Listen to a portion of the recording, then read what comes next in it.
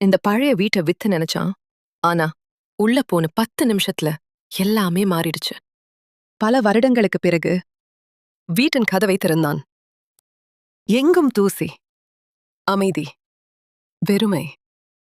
வீட்டை சுற்றி பார்த்து கொண்டிருந்த போது மூலையில் அவனுக்கு மிகவும் பிடித்த பழைய சைக்கிள் இருந்தது.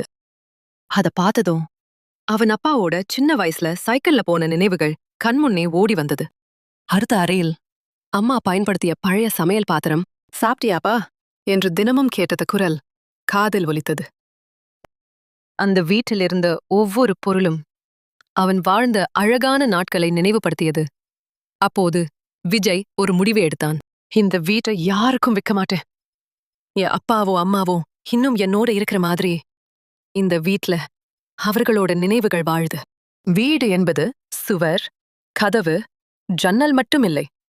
அது நம்மை நேசித்தவர்களின் நினைவுகள் வாழும் இடம். அதற்கு பிறகு அந்த வீட்டை புதுப்பித்து மீண்டும் உயிர் கொடுத்தான். உலகம் முழுக்க சுற்றினாலும் நம்ம வீட்ல தூங்குற மாதிரி நிம்மதி வேற எங்கேயும் கிடைக்காது. நான் உங்களை நம்பிதான் இந்த சேனல் ஸ்டார்ட் பண்ணிருக்கேன். உங்க சப்போர்ட் தான் எனக்கு எல்லாமே. ஒரு ஸ்மால் சான்ஸ் மட்டும் கொடுங்க ஃப்ரெண்ட்ஸ். சப்ஸ்கிரைப் பண்ணி சப்போர்ட் பண்ணுங்க, லைக் பண்ணுங்க.